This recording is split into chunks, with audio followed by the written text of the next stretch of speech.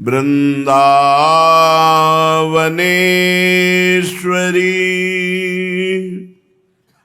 तवैव पदारविन्दम्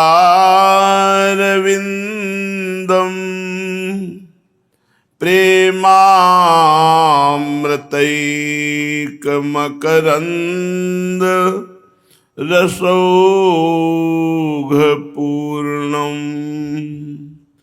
हृद्यर्पितं मधुपतेः स्मरतापमुग्रं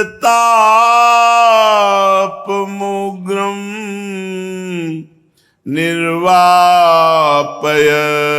परम शीतलमाश्रयामि परम शीतल माश्रयामि।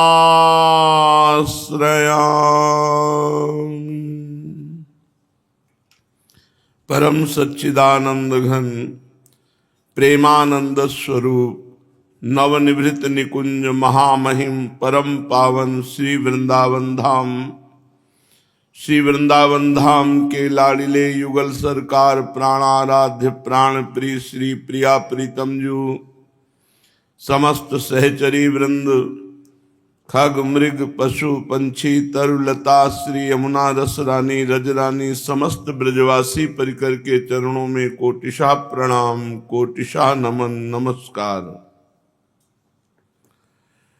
उपासक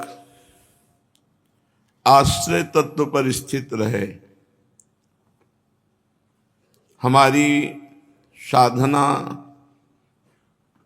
निरंतर चलती रहे, ये सावधानी रखे। साधन है अपने इष्ट का श्रवण कथन सुमिरन सेवन, उनकी लीला चरित्रों को श्रवण करना, लीला चरित्रों को गायन करना, उसी का मनन करना। अन्य कोई मनन में स्त्री पुरुष संसार व्यक्ति वस्तु स्थान ये न प्रवेश कर पावे, ऐसी सावधानी रखना। तो बहुत काल तक जब हम ऐसा करते हैं तो हमारी मन बुद्धि चित्त अहंकार ये सब भगवत स्वरूप हो जाते हैं। हमारी दृष्टि जो त्रिगुणमयी माया के द्वारा रची हुई है, इसमें सामर्थ्य आ जाती है त्रिगुणातीत प्रभु के दर्शन की। जब बार बार वही भगवत चिंतन तो भगवदाकार वृत्ति हो जाती है। तो इंद्रियां भी चैतन्य घन सच्चिदानंद प्रभु से जुड़कर सच्चिदानंद के देखने की सामर्थ्य रख लेती हैं। ऐसे नहीं देख पाएंगी। बहुत काल तक जब हम भगवत चिंतन करते हैं अनवरत, तो हमारा दिमाग हमारी बुद्धि सब भगवतमय होने लगती है। उठते बैठते खाते पीते चलते सोते जागते हर समय उन्हीं का चिंतन। तो हमारी जो इंद्रियां प्रकृति की तरफ आकर्षित होती थी वो परमात्मा में स्थित हो गई। अब घटना घटेगी उसके जीवन में दिव्यता की। जैसा श्रीपाद प्रबोधानंद जी महाराज वर्णन करते हैं, अकस्मादेकस्मान् नवललित कुंजादवत बहिर् भवत स्मित्वा नव्यम तरुण मिथुनम लौकिकमिव गतो दूरम दृष्ट्वा पुनरथ निवृत्य स्वदयितौ विलोकस्यां वृंदावन भुवि महाप्रेम विकलः। श्री वृंदावनवास अखंड जिसका है, यह आश्रय दृढ़ है। खूब नाम जप नाम कीर्तन गुण कीर्तन लीला चिंतन में ही केवल अपने जीवन को समर्पित किए है। उसके जीवन में घटना घटी, श्रीपाद देख रहे हैं। वृंदावन में सहसा अकस्मात एकस्मान नव ललित कुंजाद, अकस्मात सहसा एक घटना घटी कि नवीन कुंज सामने प्रकाशित हुआ। और उस ललित किशोरी किशोर दोनों बहिर्भवत स्मृत्वा नव्यम तरुण मिथुनम लौकिक मिव, दोनों नव किशोरी नव किशोर गलबहियां दिए हुए हंसते हुए आ रहे हैं, परस्पर कोई बात किए जिससे युगल सरकार हंस रहे हैं खुलकर। और ये मैं देखा कि नवीन कुंज से प्रिया प्रीतम हंसते हुए पधार रहे हैं लौकिक में, जैसे मैं आपको देख रहा हूं, इसे लौकिक दर्शन कहते हैं। अलौकिक प्रिया प्रीतम लौकिक जैसे मैं आपको देख रहा हूं, ऐसे नवीन कुंज प्रकाशित हुई। उस नवीन कुंज में गलबहियां दिए हुए ललित किशोरी ललित किशोर परस्पर बात करते हुए हंसते हुए आ रहे हैं। फिर देखा वो मुड़ गए, दूर चले गए। फिर देखा गतो दूरम दृष्टवा पुनरथ, वो पुनः हम पर कृपा करने के लिए मुड़ गए और फिर वैसे ही हंसते हुए आ रहे हैं। अपने प्राण प्रीतम स्वदैतो, अपने प्राण प्रीतम को ऐसी कृपामयी स्वभाव वृत्ति की जाते हुए भी लौट आए हमारी तरफ मुख करके। विलोकश्याम, मैंने जब देखा तो वृंदावन भूमि, वृंदावन भूमि में लौट करके उनके चरणों के सामने पड़ गया। महाप्रेम विकला, उस समय मेरे हृदय में महाप्रेम की विकलता छाई हुई थी। ये घटना घटती है। ये एक उपासक बता रहे थे, जैसे आप प्रगट में देखते हैं लताओं को, तो इनका ऐसा स्वरूप नहीं है, ये चिदानंदमयी है। शाम का समय था, 6-7 के बीच में निकलते श्री राधा वल्लभ जी के दर्शन के लिए। अचानक दृश्य बदला, बिल्कुल जैसा वर्णन है ऐसा ही। छोटी छोटी जो रायवेल की लताएं थी, जो छोटी छोटी चंद्रिका की लताएं थी चांदनी की, जिन्हें टगर कहते हैं, वो कोई उसमें से एक भी नहीं थी। सब दिव्य लताएं और एकदम स्पष्ट दिखाई दे रहा है प्रिया प्रीतम एकदम चले आ रहे हैं। जाना था राधा वल्लभ जी, वहीं बैठकर घंटों रुदन, ऐसा नहीं कि कोई भावना हो, साक्षात ऐसे एक बार नहीं कई बार ऐसी लीलाएं प्रकट होती। कदा पूर्ण ज्योत्स्ना रजति धवले रास वलय। अब दूसरे श्लोक में वर्णन कर रहे हैं, एकदम दृश्य बदला, पूर्ण चांदनी रात है। दिन दोपहर में यह दृश्य बदल सकता है। ठीक 12 बजे धूप है, उसी समय दिव्य रात और दिव्य चांदनी दृश्य। ठीक धूप में वर्षा की शोभा देखिए, कहीं कोई बादल नहीं है, भाव में एकदम हरित कुंजे, रिमझिम रिमझिम वर्षा, मयूर नृत्य कर रहे हैं, कोकिला कुहुक रही, सुख सारिका गान कर रहे हैं, प्रिया प्रीतम झूल रहे हैं।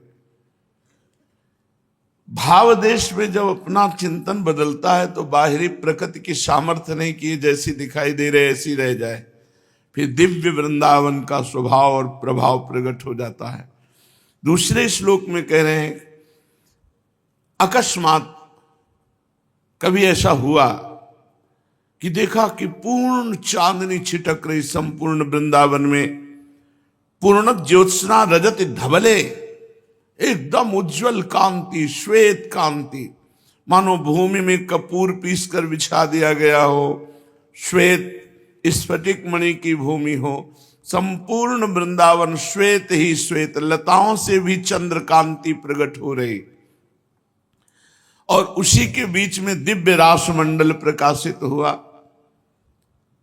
छिटक चांदनी, दिव्य रास मंडल, चरण्य को वृंदावन पति विलास स्मृति पर। ये कब हुआ? जब अकेला वृंदावन में घूम रहा था, अपने विलास परायण श्री प्रिया प्रीतम का चिंतन करते हुए, तो अकस्मात दृश्य बदला। देखा कि पूर्ण चांदनी चिटक रही है और दिव्य रास मंडल है। अकस्मात आनंदाम्बुदि लहर कोलाहल म्यू, फिर देखा कि अकस्मात बड़ा कोलाहल हो रहा है, सखियों का कोई संगीत बजारी ताल मृदंगो पंग बजावत प्रफुल्लित होए सखी सारी, बीन बेण नूपुर धुनि ठुमकत खग मृग दशा विसारी। पक्षियों का कोलाहल, सखियों का कोलाहल, अद्भुत गायन, अद्भुत संगीत, और रासमंडल में समस्त सखियों के मंडलाकार खड़े होने पर मध्य में प्रिया प्रीतम विराजमान है। ध्वनिम दिव्य वेणु, लालजू अपने अधरों पर विराजमान बंसी की अद्भुत ध्वनि प्रकाशित कर रहे हैं। वलय, चूड़ियों की ध्वनि, किंकिणी, करधनी, नूपुर एक साथ ऐसे ताल में ताल मिलाकर बज रहे हैं। रसना देशश्च श्रोणयाम, कैसे वाणी वर्णन करे, मैंने अपने कानों से सुना है। नूपुर ध्वनि, किंकिणी ध्वनि और वलय चूड़ी की ध्वनि एक साथ लालजू के अधरों में बंसी ध्वनि बज रही है और सखियां संगीत बजा रही हैं, पक्षियों का कोलाहल हो रहा है और रास मंडल में प्रिया प्रीतम विराजमान अद्भुत नृत्य कर रहे हैं। श्रीपाद प्रबोधानंद जी ने ऐसा देखा। और यही वृंदावन का महासुख है, जब पूर्ण चिंतन निरंतर प्रिया प्रीतम का होता है, ये सब भगवदाकार हो जाते हैं। जैसे एक विषयी भगवत विमुख जीव की हर वृत्ति विषयाकार होती है, ऐसे भगवत सन्मुख संसार से विमुख निरंतर चिंतन परायण उपासक की वृत्ति भगवदाकार होती, उसमें लीला का स्फुरण होता है। जहां कहीं किंचित संसार का कोई राग नहीं, कोई भोग नहीं, कोई चिंतन नहीं, एकमात्र प्रिया प्रीतम का ही सानिध्य अनुभव करता है, तब ये घटनाएं घटती हैं। पूज्य श्री पंडित गया प्रसाद जी महाराज गिरिराज वाले बाबा, पूज्य पादुड़िया बाबा जी के अद्भुत कृपा का अनुभव करके हमारे ब्रजमंडल के सचल गिरिराज महाराज कहे जाते थे पूज्य बाबा। वाणी अमोघ है, बहुत ध्यानपूर्वक सुनो और अपने आचरण में उतारो। साधक द्वय बातन को अभ्यास बढ़ावे, श्री नामजू महाराज को निरंतर जप होतो रहे और दूसरों अपनो आचरण सुधारे। नाम जप और आचरण पवित्र, आचरणों में कहीं भी मलिनता नहीं होनी चाहिए, तभी नाम जप बहुत जल्दी प्रकाशित हो जाता है। इन दो बातन में प्रमाद न होन पावे, इन दो बातन में प्रमाद न होन पावे, निरंतर नाम जप चले और अपने आचरणन को सुधारे। पर स्त्री पर द्रव्य इनको पूर्ण परित्याग कर दे। गृहस्थ हो तो पर स्त्री, विरक्त हो तो सर्व। जितनी भी जगत में माताएं बहनें हैं सब परम पवित्र हमारी श्री जी की सखियां हैं, कभी उन पर गंदी दृष्टि न करे। पर स्त्री पर द्रव्य को पूर्ण परित्याग करे, या बात को बहुत ही ख्याल रहे कि हमसो काहू को अनिष्ट ना होन पावे। जब तुम गृहस्थ हो तो गृह के समस्त परिवार को पालन पोषण करो, परिवार को सन्मार्ग में लगाओ। गृहस्थ के प्रत्येक घर में आधा घंटा नाम कीर्तन तो होना ही चाहिए। कम से कम संध्या आरती के बाद अपने घर में आधा घंटा राधा नाम कीर्तन करो। तुम्हारे घर में सबसे बड़ी बात यह है कि कभी भूत प्रेत टुटका मारण मोहन वशीकरण उच्चाटन ये कुछ नहीं होगा। ये बड़े अभागे लोग हैं जिनके घरों में 24 घंटे में एक बार भी नाम कीर्तन नहीं होता। टीवी चलती रहेगी, घंटों प्रपंच की बातें होती रहेंगी, पूरा परिवार मिलकर 30 मिनट नाम कीर्तन करो, फिर देखो उसका प्रभाव तुम्हारा कितने जोर का मंगल होता है। मारे घूम रहे इधर उधर की भूत चढ़ गया, ऊपरी चक्कर बाहरी चक्कर भीतरी चक्कर, सब बेकूफी में जीवन बर्बाद कर रहे हैं। हम कह रहे हैं कोई भी चक्कर तुम्हें नहीं छू सकता। अरे भव आवागमन का चक्र छूट जाएगा और चक्कर तो जाने दो। 30 मिनट अपने घर में नाम संकीर्तन करो, एक अध्याय भागवत कहो, 4 दोहे रामचरितमानस के कह लो, फिर देखो तुम्हारा जीवन कैसा चलता है। उठते बैठते नाम जप करो, अपने परिवार का पोषण करो, तो गृहस्थ होते हुए भी आप भगवत प्राप्ति कर लेंगे। सन्मार्ग में अपने परिवार के बच्चों को लगाना। अब जो अपने छोटे छोटे बच्चों को मोबाइल पकड़ा दिए हैं और कभी बैठकर सतमार्ग की शिक्षा नहीं देते हैं, वही बुढ़ापा में अनाथालय तुम्हें पहुंचा देंगे। धन होगा तो अनाथालय पहुंचा देंगे, नहीं होगा तो धक्का मार के घर से बाहर निकाल देंगे, क्योंकि सतमार्ग का, अध्यात्म का कभी आपने उपदेश ही नहीं किया। अगर उपदेश किया है तो इतना ही, माता पिता बालकं बुलावें, उदर भरे सोई जतन सिखावें, पेट भर जाए बस इसकी बात। तो अपने परिवार को सन्मार्ग में लगानो, श्री भगवान को भक्त बनानो, यही कर्तव्य है गृहस्थ को। और सत प्रयत्न द्वारा धन संचय करनो, गृहस्थ को यहू कर्तव्य है कि धर्म के द्वारा धन कमाए, अधर्म के द्वारा नहीं। बेईमानी, घूसखोरी, अधर्म के द्वारा कमाया हुआ धन तुम्हारे परिवार की बुद्धि भ्रष्ट कर देगा, तुम्हारे परिवार में ऐसे रोग पैदा कर देगा, जीवन बर्बाद हो जाएगा। इसलिए मेहनत का 100 रुपया ठीक, अधर्म के 1 करोड़ नहीं ठीक। 100 रुपया में दाल रोटी खाओगे, स्वस्थ रहोगे, चैन से जीवन व्यतीत करोगे।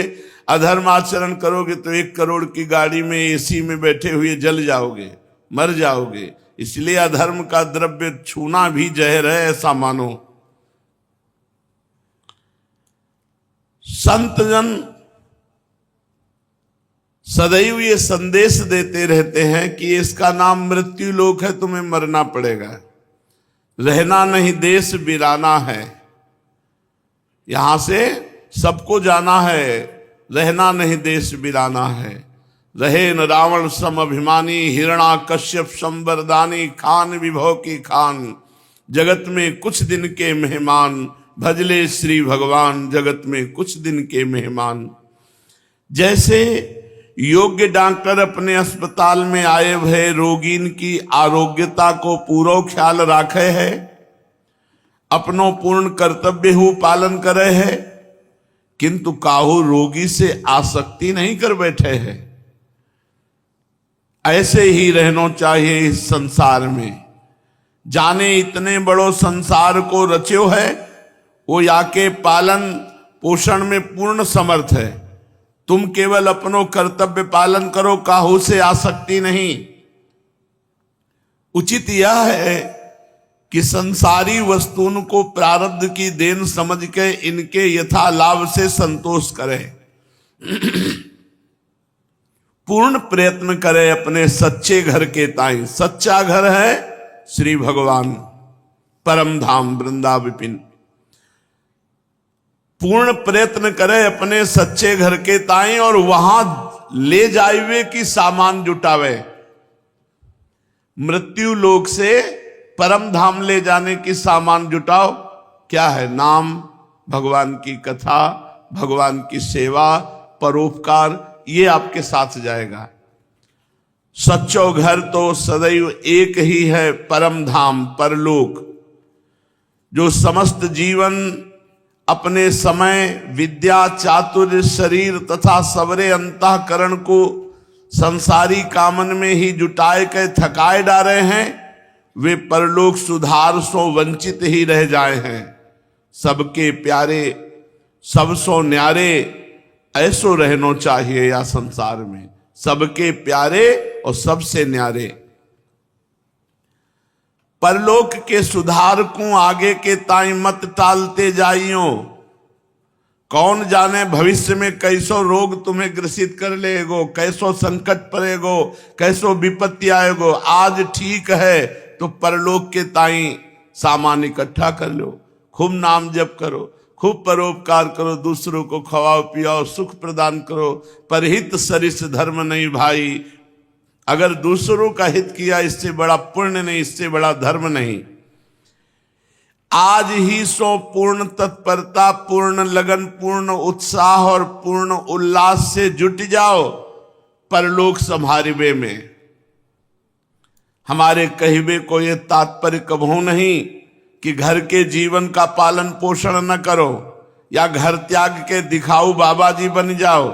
नहीं नहीं, कदापि नहीं। जब ताई भोग्य है रहे गृहस्थ में ही, किंतु अपने पूर्व जन्मन की कमाई संसारी कामन में ही खर्च न कर डाले। पर दोष दर्शन, पर निंदा, द्रोह, कठोरता तथा हिंसा इनको सर्वथा परित्याग कर दे, तब परलोक की सामग्री बच पावे है। पर दोष दर्शन, पर निंदा, द्रोह, कठोरता और हिंसा इनको परित्याग कर दे। जब जो काम करे तो पूरी लगन सो जुट पड़े, ऐसे ही भजन में लगे, पूरे उल्लास सो याहू में जुट पड़े। ईमानदारी तो तब है जब भजन में 100 गुना उत्साह हो सांसारिक कामन से बढ़ गए।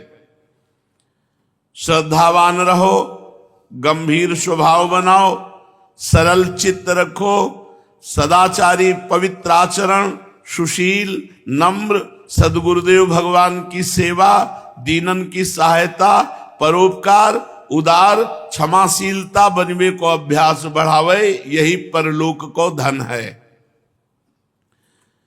श्री प्राण जीवन धन में प्रेम बढ़ावे, पूर्ण प्रयत्न करते रहे कि हमारे प्राण जीवन धन सो प्रेम हो जाए। केवल आत्मीयता चाहे हैं प्रभु, अपनोपन चाहे हैं। जितना अपनापन प्रभु से होता जाएगा उतना ही प्रेम बढ़ता जाएगा। परम कल्याण के ताई जीवन में 2 बातें परम कर्तव्य हैं कि सुख दुख, लाभ हानि, मान अपमान तथा संयोग वियोग आदि द्वंद्व जब आए तो उनको सहो। काहू से सहायता मत मांगो। रहीमन मन की मन व्यथा रखिए मन में गोए, सुनी ठिलई हैं लोग सब बांट न ली है कोई।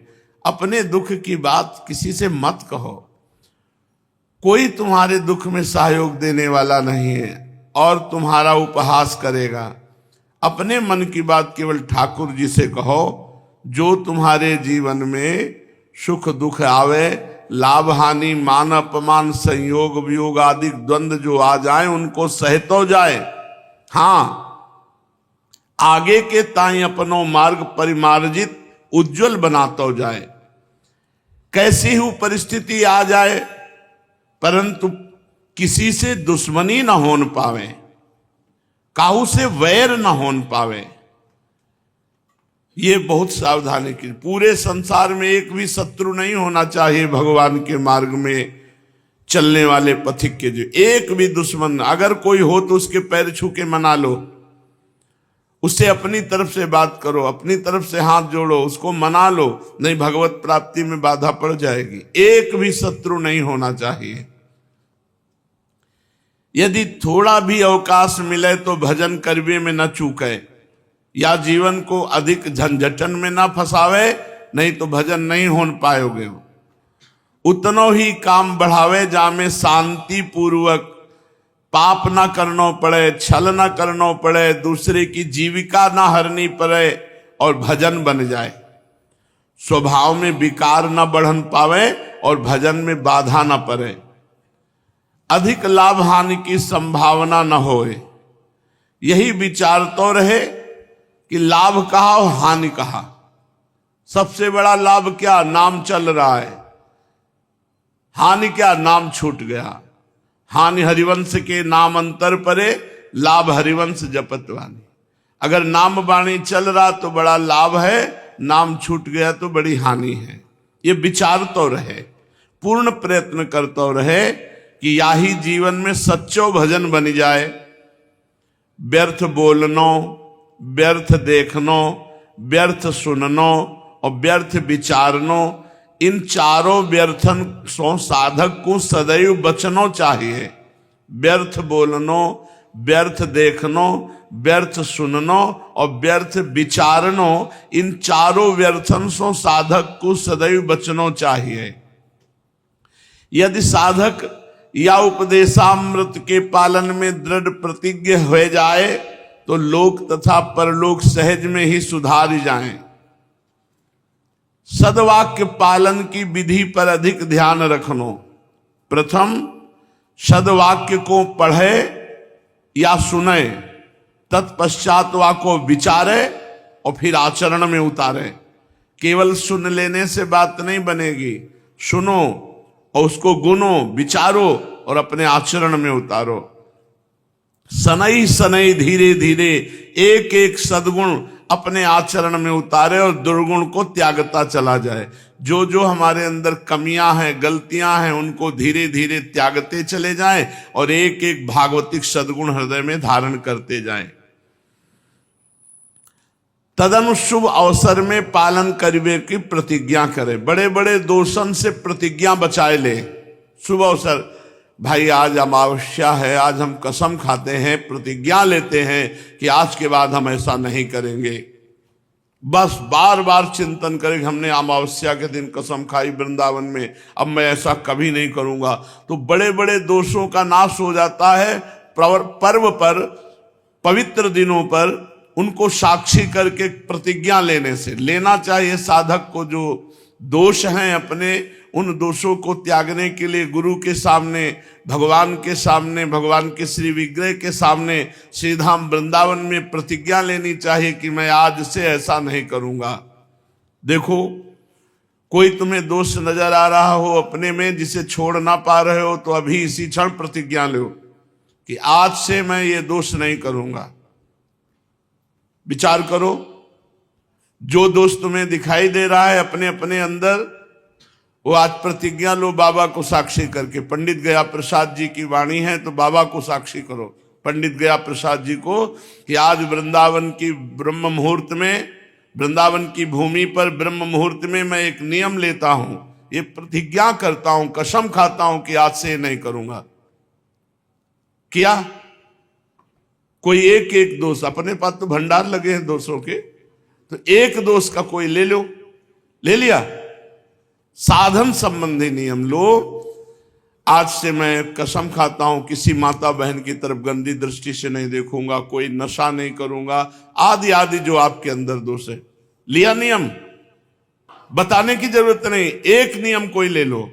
बाबा कह रहे हैं तो कम से कम आचरण में तो उतारा जाए, तो एक नियम ले।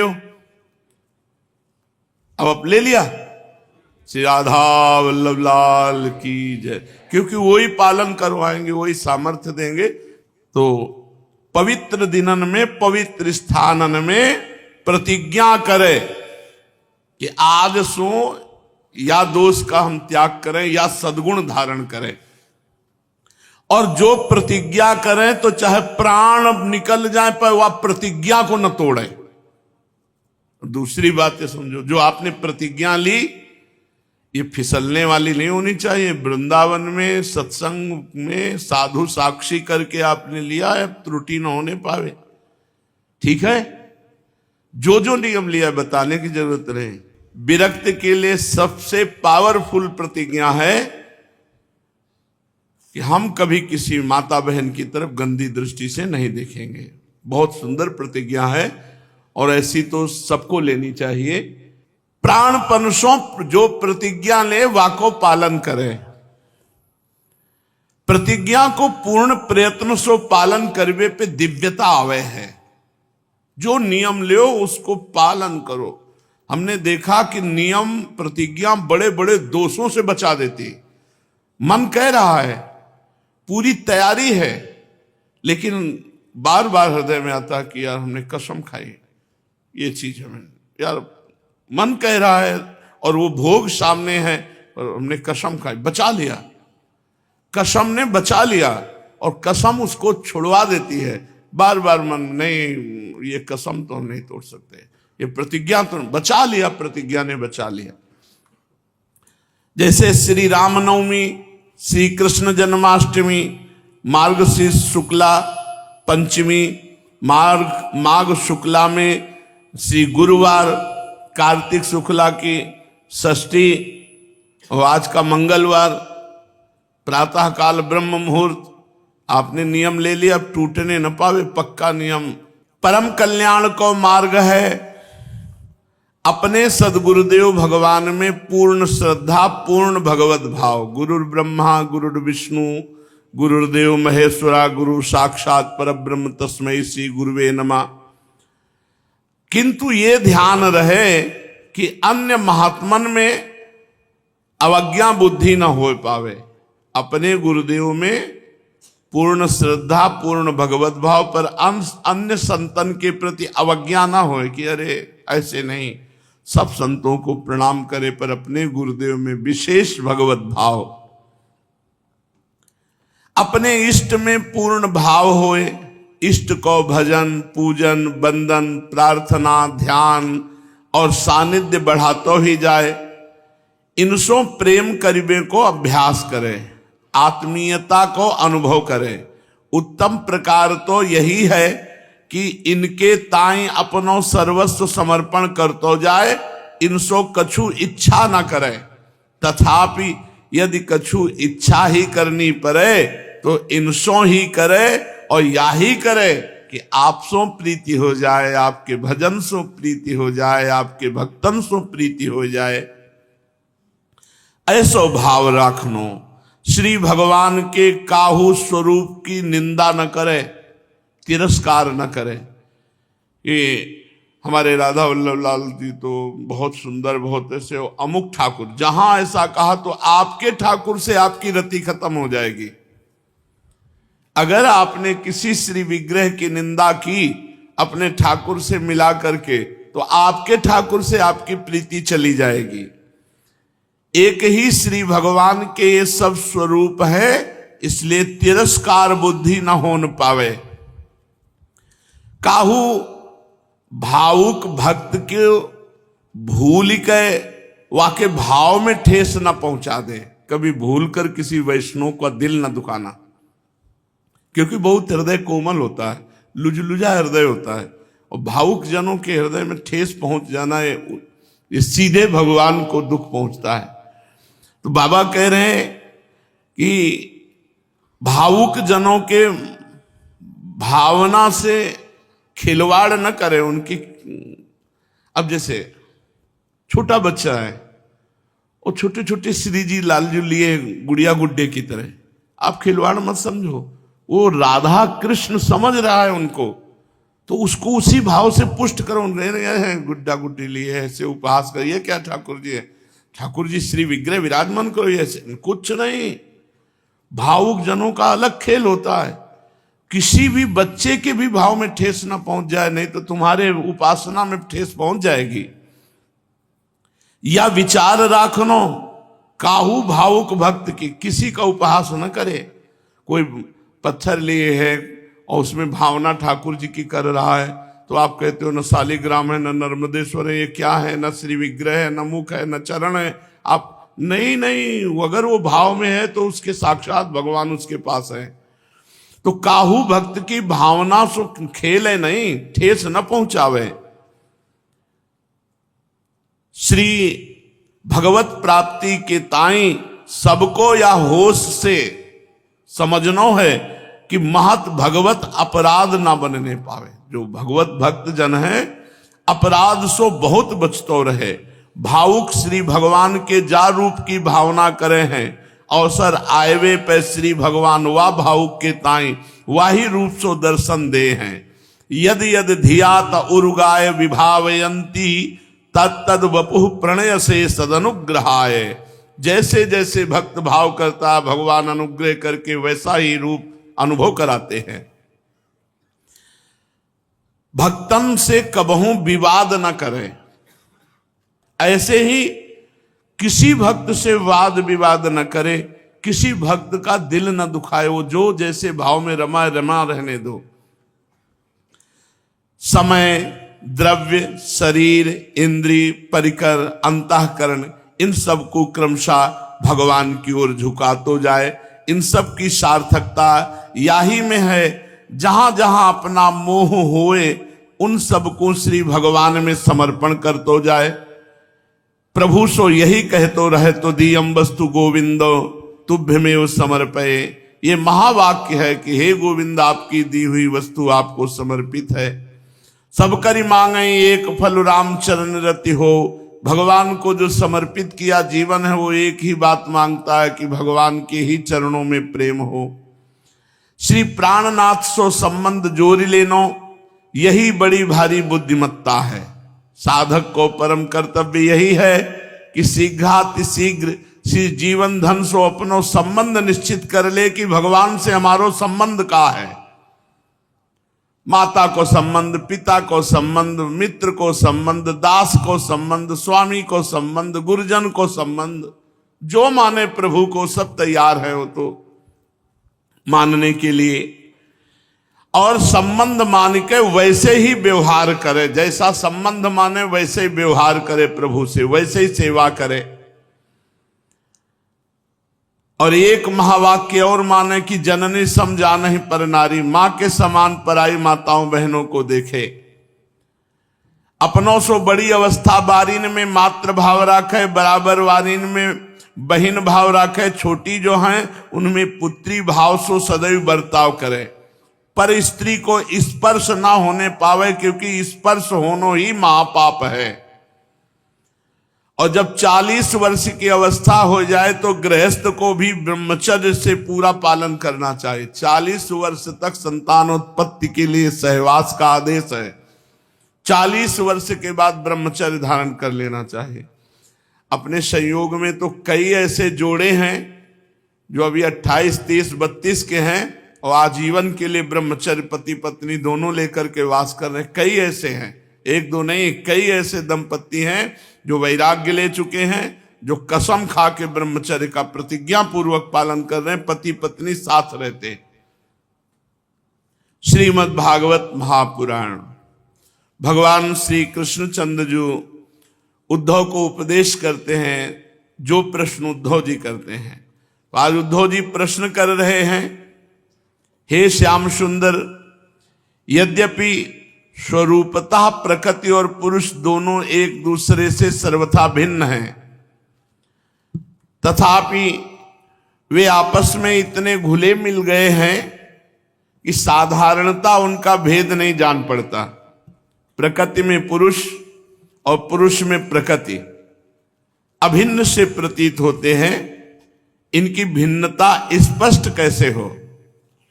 हे कमल नयन श्री कृष्ण, मेरे हृदय में इनकी भिन्नता और अभिन्नता को लेकर बहुत बड़ा संदेह है।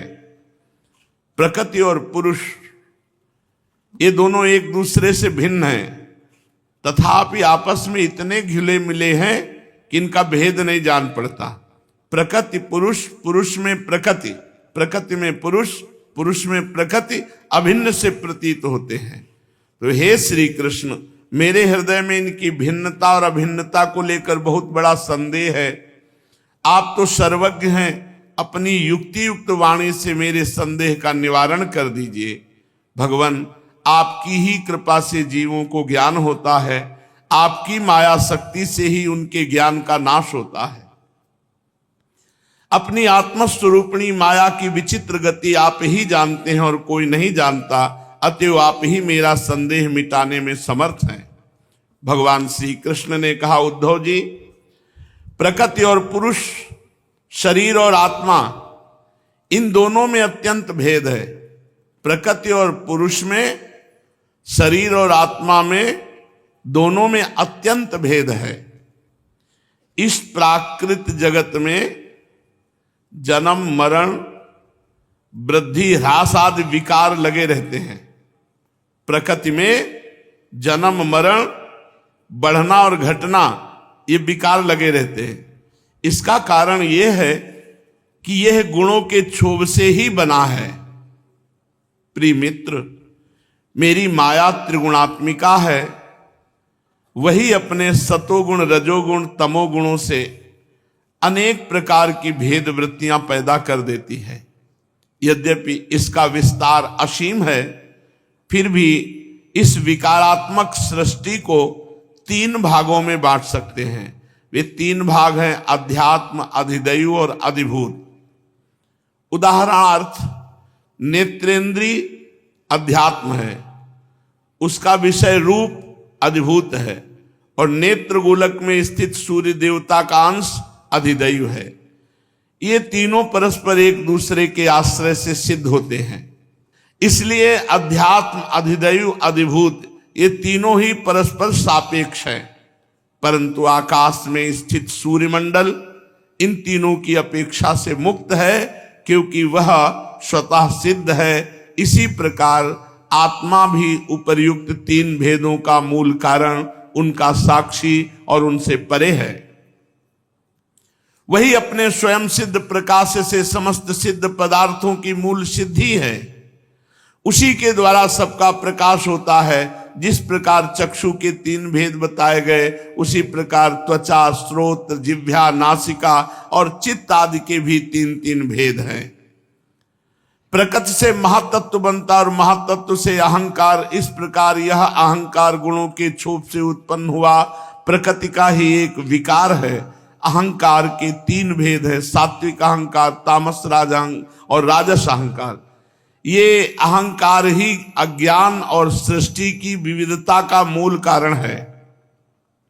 आत्मा ज्ञान स्वरूप है, उसका किसी भी पदार्थ से न कोई संबंध है और न उसमें कोई विवाद की ही बात है। अस्ति नास्ति, है नहीं, इसकी चर्चा नहीं। सगुण, निर्गुण, भाव, अभाव, सत्य, मिथ्या आदि रूप से जितने भी वाद विवाद हैं, सबका मूल कारण भेद दृष्टि ही है। इसमें संदेह नहीं कि इस विवाद का कोई प्रयोजन नहीं है, ये सर्वथा व्यर्थ है। तथापि जो लोग मुझसे अपने वास्तविक स्वरूप से विमुख हैं, वे इस विवाद से मुक्त नहीं हो सकते। उद्धव जी ने पूछा कि भगवान, आपसे विमुख जीव अपने किए हुए पुण्य पापों के फलस्वरूप ऊंची नीची योनियों में जाते आते रहते हैं। अब प्रश्न यह है कि व्यापक आत्मा का एक शरीर से दूसरे शरीर में जाना, अकर्ता का कर्म करना और नित्य वस्तु का जन्म मरण कैसे संभव है? गोविंद, जो लोग आत्मज्ञान से रहित हैं, वे तो इस विषय को ठीक ठीक सोच भी नहीं सकते और इस विषय के विद्वान संसार में प्रायः मिलते नहीं, क्योंकि सभी लोग आपकी माया की भूल भुलैया में पड़े हुए हैं। इसलिए आप ही कृपा करके मुझे इसका रहस्य समझाइए। भगवान श्री कृष्ण ने कहा, प्रिय उद्धव, मनुष्यों का मन ये कर्म संस्कारों का पुंज है, पुंज। और उन संस्कारों के अनुसार भोग प्राप्त करने के लिए उसके साथ 5 इंद्रियां भी लगी हुई हैं। तो मन और 5 ज्ञानेंद्रियां, इसी का नाम है लिंग शरीर। वही कर्मों के अनुसार एक शरीर से दूसरे शरीर में, एक लोक से दूसरे लोक में आता जाता रहता है। आत्मा इस लिंग शरीर से सर्वथा पृथक है, उसका आना जाना नहीं होता। परंतु जब वो अपने को लिंग शरीर ही समझ बैठता है, उसी में अहंकार कर लेता है, तब उसे भी अपना आना जाना प्रतीत होने लगता है। मन कर्मों के अधीन है। वह देखे हुए या सुने हुए विषयों का चिंतन करने लगता है और क्षण भर में ही उनमें तदाकार हो जाता है और उन्हीं पूर्व चिंतित विषयों में लीन हो जाता है। धीरे धीरे उसकी स्मृति, पूर्वापर का अनुसंधान भी नष्ट हो जाता है और उन देवादि शरीरों में इतना अधिक अभिनिवेश, इतनी तल्लीनता हो जाती है कि जीव को अपने पूर्व शरीर का स्मरण भी नहीं रहता। किसी भी कारण से शरीर को सर्वथा भूल जाना ही मृत्यु है। उदार उद्धव, जब ये जीव किसी भी शरीर को अभेद भाव से मैं के रूप में स्वीकार कर लेता है, तब उसे ही जन्म कहते हैं। ठीक वैसे ही जैसे स्वप्नकालीन और मनोरथ कालीन शरीर में अभिमान करना ही स्वप्न और मनोरथ कहा जाता है। यह वर्तमान देह में स्थित जीव जैसे पूर्व देह का स्मरण नहीं करता, वैसे ही स्वप्न या मनोरथ में स्थित जीव भी पहले के स्वप्न और मनोरथ को स्मरण नहीं करता, प्रत्युत उस वर्तमान स्वप्न और मनोरथ में पूर्व सिद्ध होने पर भी अपने को नवीनता ही समझता है। इंद्रियों के आश्रय मन या शरीर की सृष्टि से आत्म वस्तु में उत्तम, मध्यम और अधम की त्रिविधता भासती है। उनमें अभिमान करने से ही आत्मा बाह्य और अभ्यंतर भेदों का हेतु मालूम पड़ने लगता है। जैसे दुष्ट पुत्र को उत्पन्न करने वाला पिता पुत्र के शत्रु मित्र आदि के लिए भेद का हेतु हो जाता है।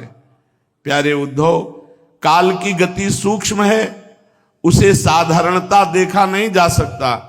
उसके द्वारा प्रतिक्षण ही शरीरों की उत्पत्ति और नाश होते रहते हैं। सूक्ष्म होने के कारण ही प्रतिक्षण होने वाले जन्म मरण नहीं दिख पड़ते। जैसे काल के प्रभाव से दिए की लौ, नदियों के प्रवाह या वृक्ष फलों की विशेष विशेष अवस्थाएं बदलती रहती हैं, वैसे ही समस्त प्राणियों के शरीरों की आयु अवस्था आदि भी बदलती रहती है। जैसे ये उन्हीं ज्योतियों का वह दीपक है, प्रवाह का ये वही जल है, ऐसा समझना मिथ्या है, क्योंकि वो जल तो कहां बह के निकल गया जब दृष्टि पड़ी। वैसे ही विषय चिंतन में व्यर्थ आयु बिताने वाले अविवेकी पुरुषों का ऐसा कहना है, समझना कि वही पुरुष है, सर्वथा मिथ्या है। यद्यपि वो भ्रांत पुरुष भी अपने कर्मों के बीज द्वारा न पैदा होता है और ना तो मरता ही है, अजन्मा और अमर है, फिर भी भ्रांति से वो उत्पन्न होता है और मरता सा भी है। जैसे कि काष्ठ युक्त अग्नि पैदा होता है और नष्ट होता दिखाई पड़ता है। उद्धव जी, गर्भाधान, गर्भवृद्धि, जन्म, बाल्यावस्था, कुमारावस्था, जवानी, अधेड़ अवस्था, बुढ़ापा और मृत्यु, ये 9 अवस्थाएं शरीर की हैं, आत्मा की नहीं। ये शरीर जीवात्मा से भिन्न है। ये ऊंची नीची अवस्थाएं उसके मनोरथ के अनुसार ही है, परंतु वह अज्ञानवश गुणों के संग से इन्हें अपनी मानकर भटकने लगता है और कभी कभी विवेक हो जाने पर इन्हें छोड़ भी देता है। पिता को पुत्र के जन्म से और पुत्र को पिता की मृत्यु से अपने अपने जन्म मरण का अनुमान कर लेना चाहिए। जन्म मृत्यु से युक्त देहों का दृष्टा जन्म और मृत्यु से युक्त शरीर नहीं हो सकता। जैसे जौ गेहूं आदि की फसल बोने पर उगाती है, पक जाने पर काट दी जाती है, किंतु जो पुरुष उनके उगने और काटने का जानने वाला साक्षी है वह उनसे सर्वथा पृथक है। वैसे ही जो शरीर और उसकी अवस्थाओं का साक्षी है वो शरीर से सर्वथा पृथक है। अज्ञानी पुरुष इस प्रकार प्रकृति और शरीर से आत्मा का विवेचन नहीं करते। वे उसे उनसे तत्वता अलग अनुभव नहीं करते और विषय भोग में सच्चा सुख मानने लगते हैं तथा उसी में मोहित हो जाते हैं। इसी से उन्हें जन्म मृत्यु रूप संसार में भटकना पड़ता है। जब अविवेकी जीव अपने कर्मों के अनुसार जन्म मृत्यु के चक्र में भटकने लगता है, तब सात्विक कर्मों की आसक्ति से वो ऋषि लोक और देवलोक में, राजसिक कर्मों की आसक्ति से मनुष्य और असुर योनियों में, तामसिक कर्मों की आसक्ति से भूत प्रेत एवं पशु पक्षी आदि योनियों में जाता है।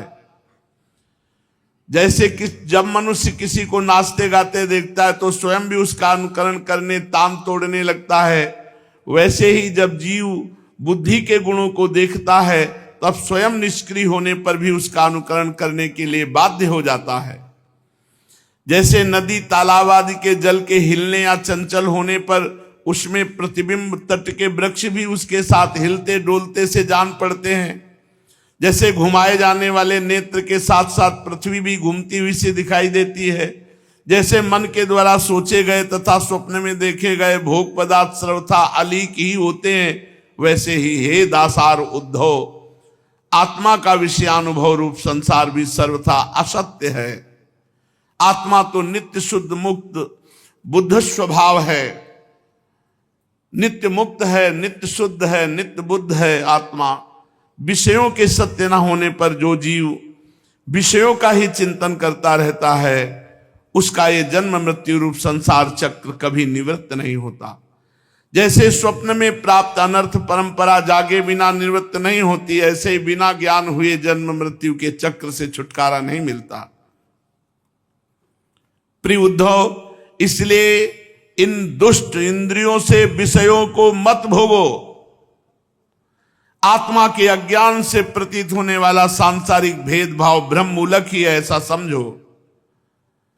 उद्धव, असाधु पुरुष गर्दन पकड़कर बाहर निकाल दे, वाणी द्वारा अपमान करे, उपहास करे, निंदा करे, मारे पीटे, बांधे, आजीविका छीन ले, ऊपर थूक दे, मूत दे, अथवा तरह तरह से विचलित करे, निष्ठा से डिगाने की चेष्टा करे, उनके किसी भी उपद्रव से क्षुब्ध ना हो, चुपचाप सहन कर ले।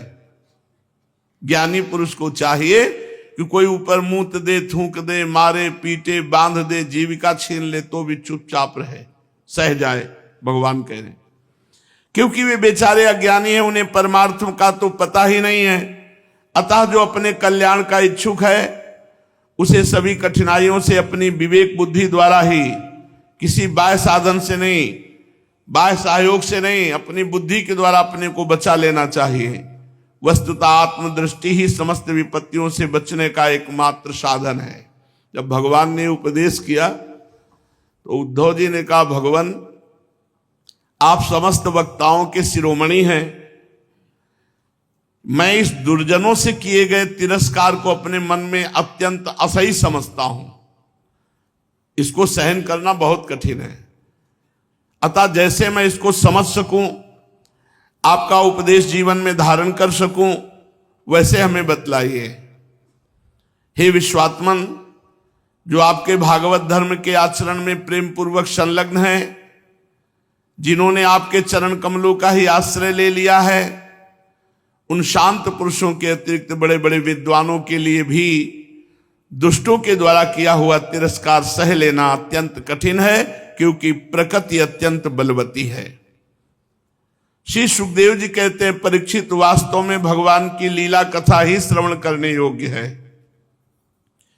वे ही प्रेम और मुक्ति के दाता हैं।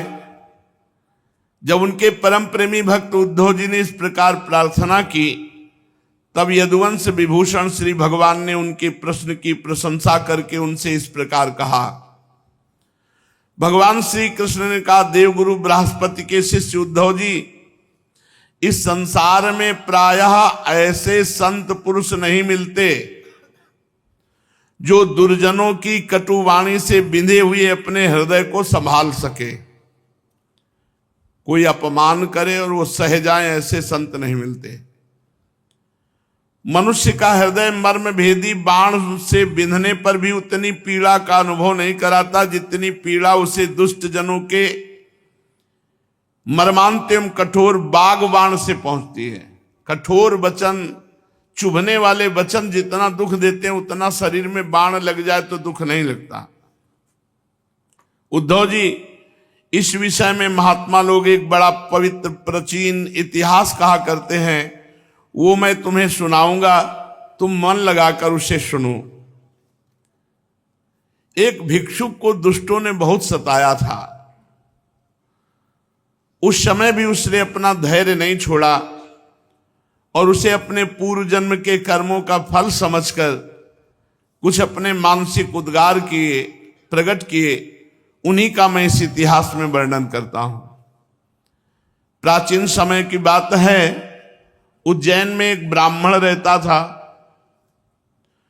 उसने खेती व्यापार आदि करके बहुत सी धन संपत्ति इकट्ठी कर ली थी, पर वो बहुत ही कंजूस था, कृपण था और कामी था और लोभी भी था और क्रोधी भी था।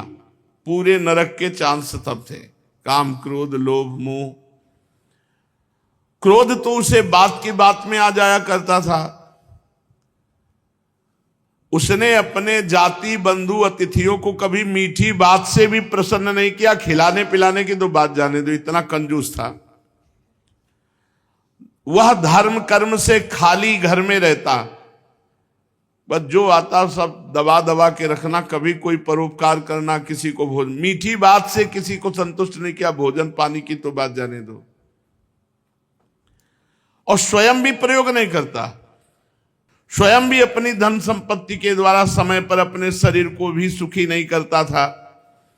उसकी कृपणता और बुरे स्वभाव के कारण उसके बेटे बेटी, भाई बंधु, नौकर चाकर, पत्नी आदि सभी दुखी रहते और मन ही मन उसका अनिष्ट चिंतन किया करते थे। कोई भी उसके मन को प्रिय लगने वाला व्यवहार नहीं करता था। वह लोक परलोक दोनों से ही गिर गया था। बस यक्षों के समान धन की रखवाली करता रहता था। उस धन से वो ना तो धर्म कमाता था और ना भोग ही भोगता था। जब कोई अपने धन का हिस्सा दान नहीं करता तो देवता लोग उस पर नाराज हो जाते हैं। बहुत दिन तक इस प्रकार जीवन बिताने से उस पर पंच महायज्ञ के भागी देवता नाराज हो गए। उदार उद्धव जी, पंच महायज्ञ के भागियों के तिरस्कार से उसके पूर्व पुण्य सब नष्ट हो गए। अब जो इतना धन एकत्रित किया था, बड़े उद्योग से, बड़े परिश्रम से, उसकी आंखों के सामने नष्ट हो गया, आग लग गई, सब जल गया। उस ब्राह्मण का धन जो कुछ बचा कुटुंबियों ने छीन लिया, जो कुछ बचा चोर लोग चुरा ले गए, आग लग गई। समय के फेर से सब का सब नष्ट भ्रष्ट हो गया। जो कुछ संपत्ति बची उसे राज शासन ने हड़प कर लिया, सब संपत्ति जाती रही। ना तो उसने धर्म ही कमाया था और ना भोग ही भोगे। इधर उसके सगे संबंधियों ने भी उसकी ओर से मुंह मोड़ लिया। अब उस बूढ़े को भयानक चिंता हो गई।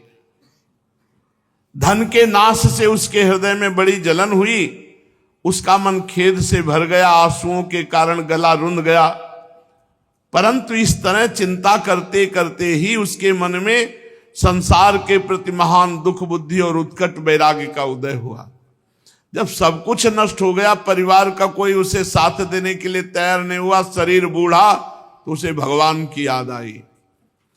अब वो ब्राह्मण मन ही मन कहने लगा, हाय हाय, बड़े खेद की बात है, मैंने इतने दिनों तक अपने को व्यर्थ ही इस प्रकार सताया। जिस धन के लिए मैंने सर तोड़ परिश्रम किया, वह ना तो धर्म कर्म में लगा और ना मेरे सुख भोग के ही काम आया। प्रायः देखा जाता है कि कृपण पुरुषों को धन से कभी सुख नहीं मिलता, कंजूस पुरुष को। इस लोक में तो वे धन कमाने और रक्षा की चिंता से जलते रहते हो, मरने के बाद धर्म न करने के कारण नरक में जाते हैं। जैसे थोड़ा सा भी कोढ़ सर्वांग सुंदर स्वरूप को बिगाड़ देता है, वैसे ही तनिक सा भी लोभ यशस्वियों के शुद्ध यश और गुणियों के प्रशंसनीय गुणों पर पानी फेर देता है। धन कमाने में, कमा लेने पर उसको बढ़ाने में, बढ़ा लेने पर उसको रखने में, खर्च करने में, उसके नाश और उपभोग में जहां देखो वहीं निरंतर परिश्रम, भय, चिंता और भ्रम का ही सामना करना पड़ता है। ये 15 दोष आ जाते हैं जिसके पास धन आ जाता है अधर्म का, या जो धन का दशांश नहीं दान करता। जो तुम कमाते हो धर्म पूर्वक, उसका दशांश तो कर ही देना चाहिए। 100 में 10 रुपए निकाल लो। अतिथि सेवा, संत सेवा, गौ सेवा, पशु पक्षियों की सेवा में ऐसी जगह लगा दो जहां तुम्हारा कोई स्वार्थ पूर्ति न हो। नहीं, ये 15 दोष आ जाएंगे।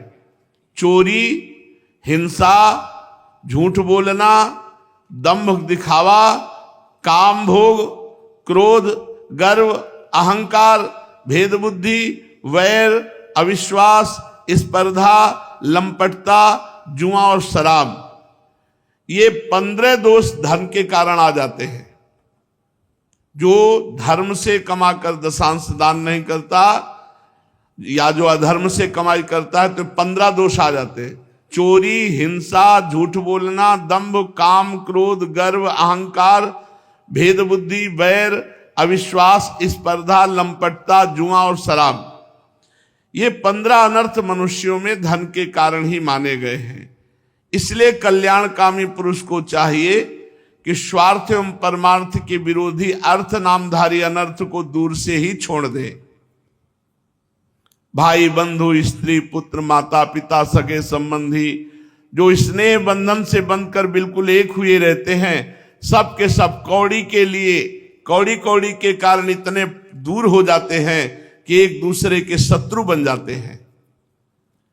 ये लोग थोड़े से धन के लिए भी क्षुब्ध और क्रुद्ध हो जाते हैं, बात की बात में सौहार्द संबंध छोड़ देते हैं, लाग डांट रखने लगते हैं और एकाएक प्राण लेने देने पर उतारू हो जाते हैं। यहां तक कि एक दूसरे का सर्वनाश कर डालते हैं। देवताओं के द्वारा भी प्रार्थनीय मनुष्य शरीर को, मनुष्य जन्म को, उसमें भी श्रेष्ठ ब्राह्मण शरीर प्राप्त करके जो उसका अनादर करते हैं, अपने सच्चे स्वार्थ परमार्थ का नाश करते हैं वे अशुभ गति को प्राप्त होते हैं। ये मनुष्य शरीर मोक्ष एवं स्वर्ग का द्वार है। इसको पाकर भी ऐसा कौन बुद्धिमान मनुष्य है जो अनर्थों के धाम धन के चक्कर में पड़ेगा। इसलिए मनुष्य जीवन की सार्थकता खूब नाम जप करो, भगवत लीला गुणानुवाद करो और भगवान के आश्रित रहो। शेष चर्चा आगे। श्री राधा वल्लभ लाल की।